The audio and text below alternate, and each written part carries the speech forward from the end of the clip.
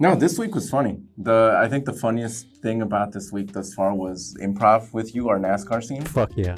Dude, that shit was funny as hell. So yesterday we went to go make up our class. So this is our 4th semester at the Annoyance Theatre at improv.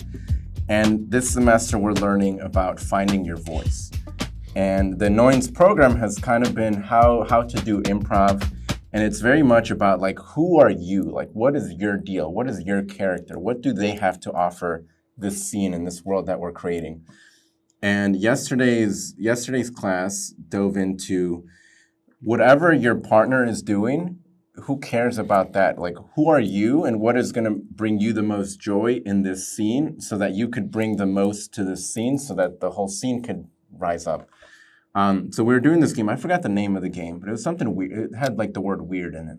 I have the second word, which is as. So Weird. it's weird as. Weird as, there you go. Heads up 7? I forgot the first one. That's a good assist. It was weird as, and there's like 10 of us.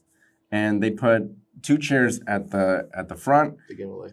And 2 people were going to do these scenes. And so me and Wardo were in this scene. And the purpose of one person is to just monologue after a suggestion is taken from the crowd. So our teacher says like, hey, like give us a suggestion for anything. And so someone had yelled out NASCAR.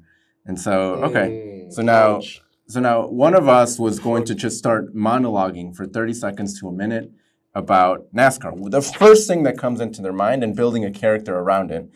And as soon as the second person was supposed to be this neutral person just listening to this until something of what they're monologuing inspires them to come in as a character.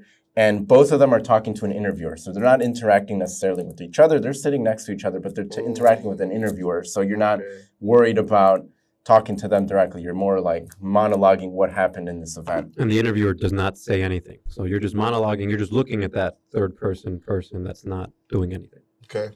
So once we started, I think we talked about it yesterday afterwards, but we both had the idea of coming in. It's Wednesday, 2 days ago. We both had the idea of coming in as like this high energy NASCAR driver, but only one person would start talking. Okay. So what was like your inspiration behind like when you came in? Like what were you doing?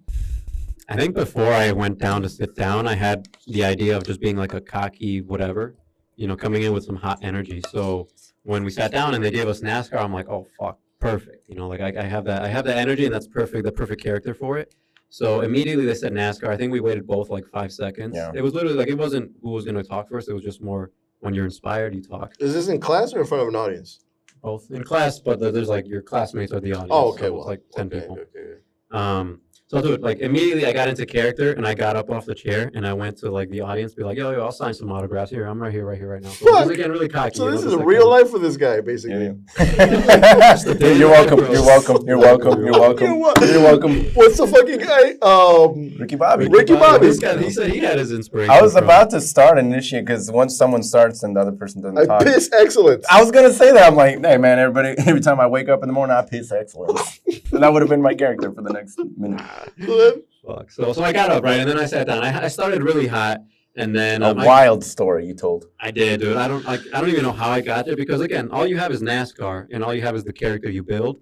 And so I'm like, all right, just thinking about all the things I know about NASCAR. I'm like, all right, I was driving around for 200 miles. I was nearing towards the final lap when out of a sudden, out of nowhere, I see this dog on the track.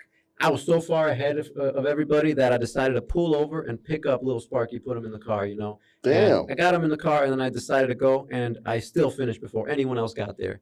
I'm a hero, and I'm a winner, right? And so this is like me, like... And I'm a Texan!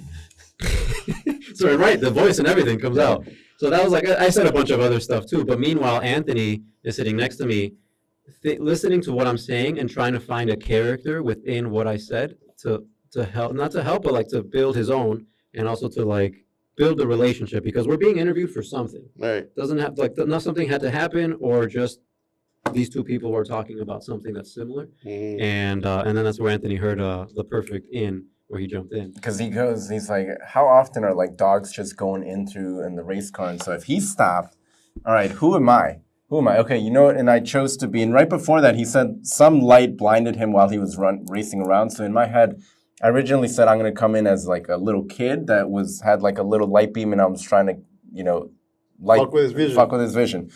But then he talked about the dog. Okay, that opportunity left. And then I said, okay, you know what? I'm going to be an injured person that was behind him, racing with him, and got into an accident because he decided to pull over the dog. So while he's talking, I'm building this character. And my body just kind of starts like conforming like this. And I'm like, okay, I'm injured. Why am I injured? Why am I injured? Why am I injured? And then it dawned on me. I'm like, oh, because this idiot stopped in the middle of the track to This winner, bro. to fucking talk to this dog. Hey, I don't fucking like this guy already. And then I come in and I just come in hot. I'm like, yeah, man, because of you, I got into a huge accident. And then I don't remember anything after that for a month. And I'm just waking up. And then For a month, and I'm just waking up. And I'm like injured here, right? And then he has the audacity. He's like, yeah, man, but I still won and I was still the best and I'm still all this. Hey, to be the best, you got to beat the best. You're not going to get the best when you're in that fucking bed sick. That's what I told him, bro. I'm like, did you die, though?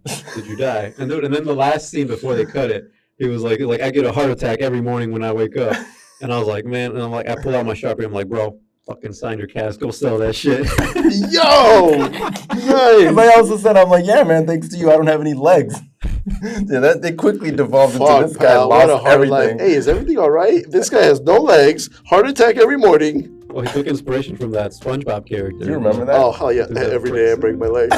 That's the one. My skin, I have paper skin. Every night I go to bed, I have a heart attack. Fuck, dude. Hey, love SpongeBob, still quoted to this day. Yeah, so that was a Real lot of ones fun. quote SpongeBob to this day.